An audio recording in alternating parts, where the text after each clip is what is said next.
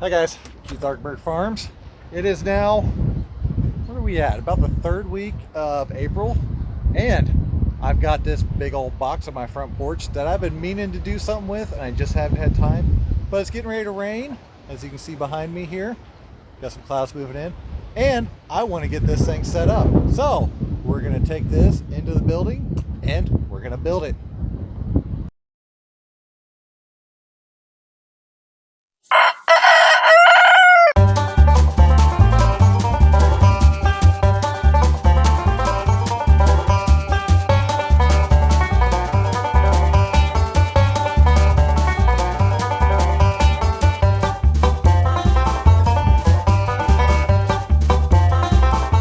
Good people over at Vevor sent me this metal garage storage unit. I have not seen it. I have not assembled it. It appears to be pretty big. It's almost as tall as I am, so it's got to be close to 6 foot. It's got some weight to it. But the plan is I'm going to unbox it, put it together, simply because I have a situation over here. Would be all of my supplies have become a mess and a strewn. I think I talked about this where I've got my storage racks and I cover the back of them with paneling so it really makes a wall and hides everything. The problem is now that it's hidden, I've started hiding stuff in here. This is supposed to be specifically for not quite food quality supplies, but for supplies for packing.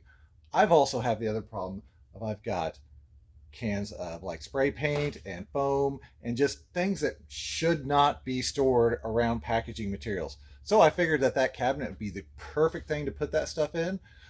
And that's what my plan was.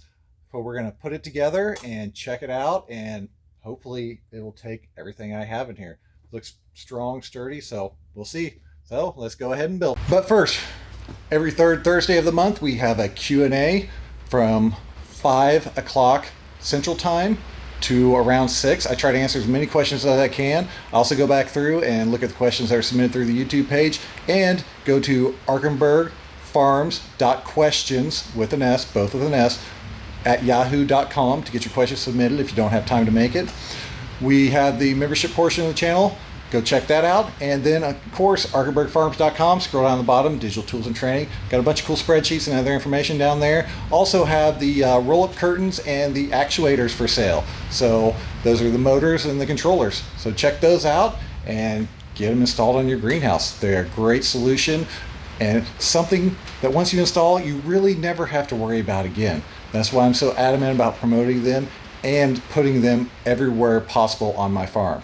This thing's packaged actually really well. There's a bunch of straps, they're taped. It's taped all the way around. I broke all that free.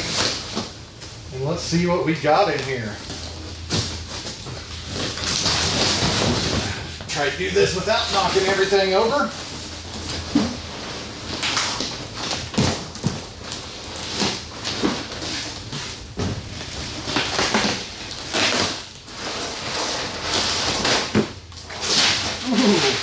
That was a close one. So there we go. You got the beginnings of it right there.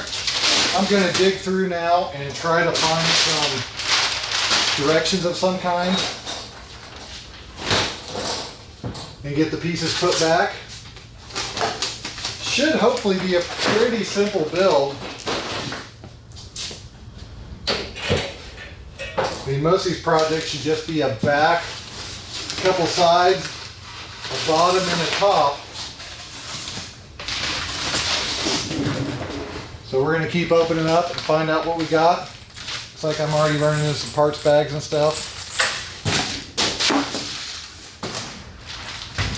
And then I will find the directions and we'll go from there.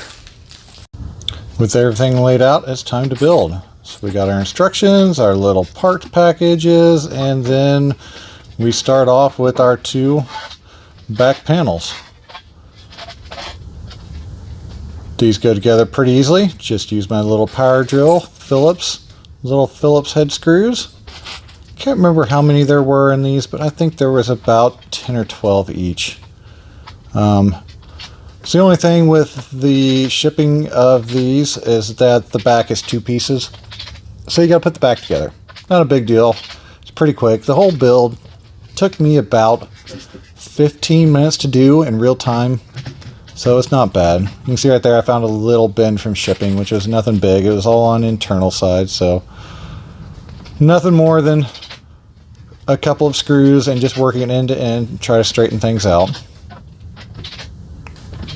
But yeah, this thing was one of the easier builds I did. The directions honestly aren't the best in the world, but it's literally 2 backs, 2 sides, which this is the other side, a front, and then an inside, bottom, a top, and shelves. So there's really not that much to it.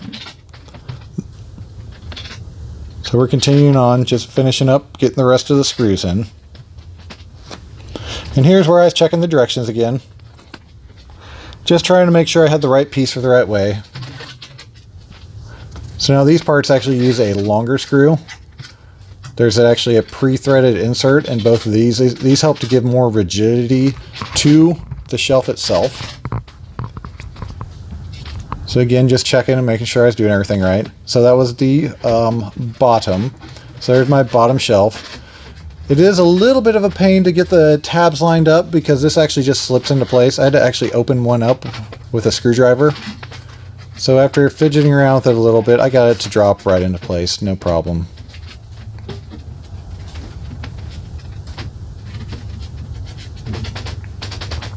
And there we go. Now we're going to move up to the top piece. And this again has those same inserts where you screw through the front. There are also some panels that you have to pop into place and get it to basically seat around the back panels. This again is just adding rigidity to the whole cabinet. But all in all, it was pretty easy. I mean, there really was not much to this. Next part is the shelves, which I wanted to check and see exactly how that went and kind of get an idea and number and spacing. You can change this at any time. This is just for the initial put together. And I was trying to figure out how to put these little clips in. There's little clips that go in the front. So I thought I could just put them in. Turns out, no, they don't hold. We're going to have to stand this thing up to do the rest of it, which wasn't a problem. So I just inserted them. There's 2 little holes in the back that you cannot see. You have to feel them. You start with the top and the bottom, and then you line it up in the front, and then you put it in the slots on the side, and that is what's holding your shelf in. Very, very simple to get these things going. Again, you can move these. Actually, in my final product, I did not use one of these shelves. I actually just dropped it down to the bottom, which gives the bottom a little bit more support that way. But I need a little bit more height for the sprayer and the other sprayers. And here's the doors. They've got little spring pins on them. You line up the bottom, which was the most difficult part, and then push the spring pin down and line up the top. Go together really, really simple. Just like that. And I was trying to figure out where the rest of these parts went. There's some little bumper pads and then also little magnetic catches. That's the magnetic catch. There's just 4 little slots, top and bottom. They just pop right in, no problem. That way it holds the door shut, just like that. And then the other one holds shut. I did have these little spring pads. I did not know where they went. I actually put one in the middle top, middle bottom, and then I actually cut one in half and put it next to the little catches for this locking mechanism because they're really annoying. There we go. There's the Vevor garage case. Gonna be great for storing supplies in. Very easy to put together. That only took me about 15 minutes. The screws down the back and the sides that you saw, and then everything else kind of slips together. But here you go. It's got 2 doors that open. I finally did find, I put the little foam pad right there, and then down at the bottom, the same spot. Then I tore one in half, and I put it right here, because this little rod bounced a lot and made a lot of really, really annoying noise. So we've got them pretty much spaced evenly. Bigger stuff on the bottom, heavier so it won't tip, and then smaller as you go up, and then the stuff right in front of you is the bigger shelf. There's one thing I don't like about it, and that's the one thing about this whole entire building. Everything has to be on wheels up here. So we're going to tip this baby over, and I'm going to go grab some wheels from the one we did a couple videos ago where we actually made the roller carts, and we're going to screw them to the bottom. and make this thing mobile so we can clean underneath it, and then we can slide it over in the corner and load this baby up. And just a quick update, wheels on the bottom, great idea. Wheels attached to the bottom, bad idea. Too much weight, and it actually folds the metal in. I'm gonna have to build a roller cart and put it on there, but I really, again, want this thing mobile because everything in this building has to be mobile. Otherwise, don't even bother and just use it as is and stick it up against the wall. You'll have no problems with it.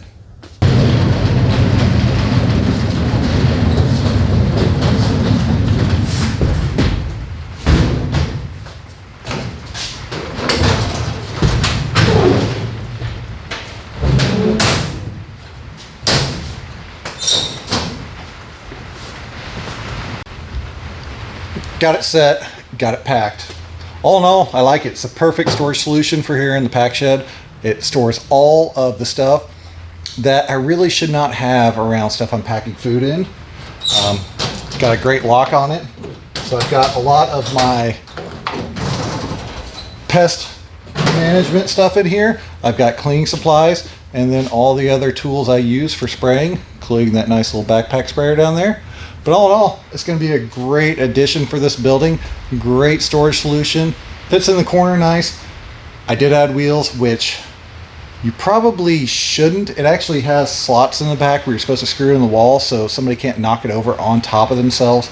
But for my situation out here, I really don't have to worry about that because I don't have kids playing in here, because this is a production facility. This is not meant for people horsing around, moving around. And if I really need to, and we're having like an event or something, I can take it and I can roll it. I can roll it back behind the wall behind me over here and not have to worry about it. Now, I was not paid to put this together. They did send it to me for free to put together and show off. And all in all, it is going to be a great storage solution in here. So, hope y'all liked what you saw today. If you did, don't forget to like and subscribe. Thank y'all. Have a good day.